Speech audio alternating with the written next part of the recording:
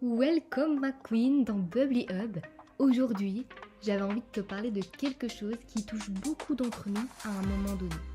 Comment gérer les personnes autour de soi qui vibrent bas, surtout quand on ne peut pas s'en éloigner tout de suite. Parce qu'en ce moment, je suis en pleine expatriation et spoiler alerte, tout ne se déroule absolument pas comme prévu. Mais malgré tout ça, je veux te donner des astuces pour préserver ton énergie et continuer à avancer sans te laisser abattre. Alors laisse-moi te mettre un petit peu dans le contexte. En ce moment, comme je te l'ai dit, je suis en pleine expat et tout se passe pas vraiment comme je l'avais imaginé.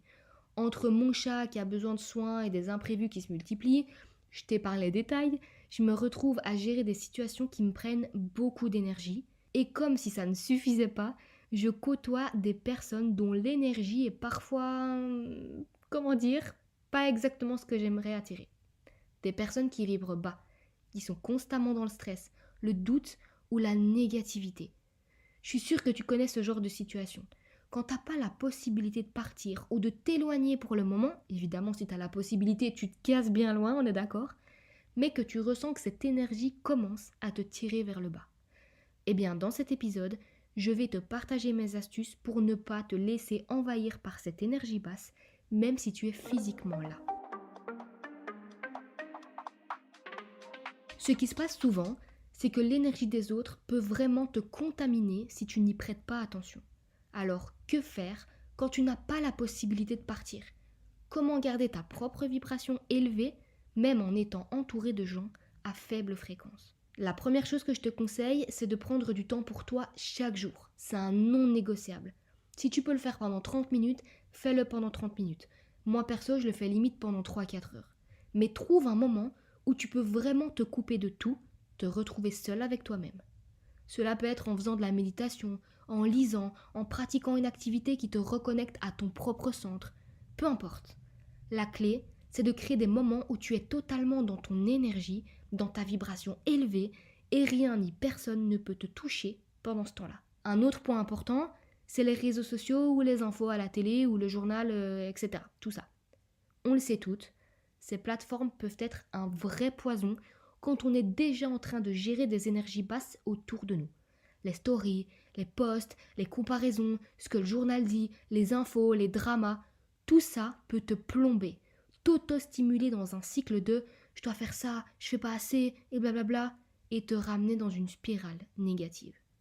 Alors ma queen, je vais être directe. Coupe-toi d'absolument tout ça quand tu sens que c'est trop.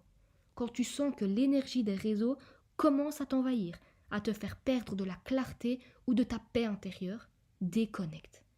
Même si ça peut sembler difficile au début, tu verras que ces petites coupures vont t'apporter un soulagement énorme. Et la vraie question c'est, qu'est-ce que tu veux nourrir? Est-ce que tu veux nourrir la comparaison, la frustration? Ou est-ce que tu veux nourrir ta paix, ta puissance et ton alignement? Tu vois, ce qui est important, c'est vraiment de prendre du recul et de ne pas t'impliquer émotionnellement dans les énergies négatives des autres. Bien sûr, tu ne peux pas forcer quelqu'un à changer, on est d'accord. Mais tu peux choisir de ne pas te laisser entraîner dans leur tourbillon.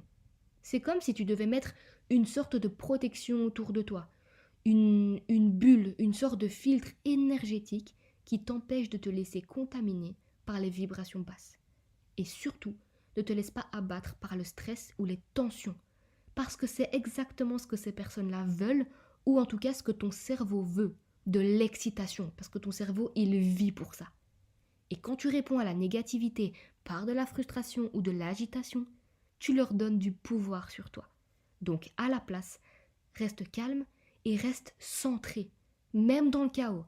Rappelle-toi que tu contrôles ton énergie et non celle des autres. Et je sais ma queen, je suis bien placée pour le savoir, ce n'est pas facile. Crois-moi, je suis en plein dedans en ce moment, mais il est vraiment crucial de rester fidèle à soi-même et de ne pas laisser l'énergie des autres détruire ce que tu construis pour toi.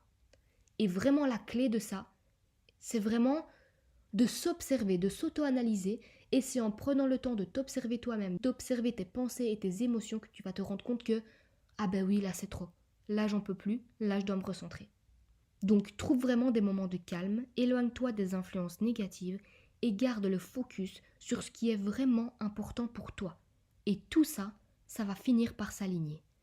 Et toi, tu restes dans ton pouvoir, alignée, forte et prête à faire face à tout ça avec sérénité. Et si tu veux connaître le process unique, phase par phase, qui m'a permis de transformer ma relation à l'argent, à me sentir en sécurité même quand le monde extérieur semblait chaotique, genre des huissiers, des dettes, etc., pour enfin pouvoir magnétiser l'abondance financière, tu retrouveras tout ça dans mon programme Bubbly Money où je t'apprends à reprogrammer ton esprit en profondeur, ton énergie et ta relation à l'argent pour que recevoir devienne ta nouvelle norme. Si tu sens que tu es prête à arrêter de douter et à recevoir à la hauteur de qui tu es vraiment, tu es la bienvenue ma queen et tu retrouveras toutes les infos dans la description pour candidater et recevoir les infos dès la prochaine ouverture des portes. Connecte-toi déjà sur la fréquence de la version de toi qui vit déjà ce qu'elle veut, sans comprendre comment ça va s'aligner. Parce que je te le rappelle, le comment n'est pas ton problème. Je te remercie d'avoir écouté cet épisode, ma queen. J'espère que ces astuces t'aideront à préserver ton énergie, même dans des situations où tu te sens coincé.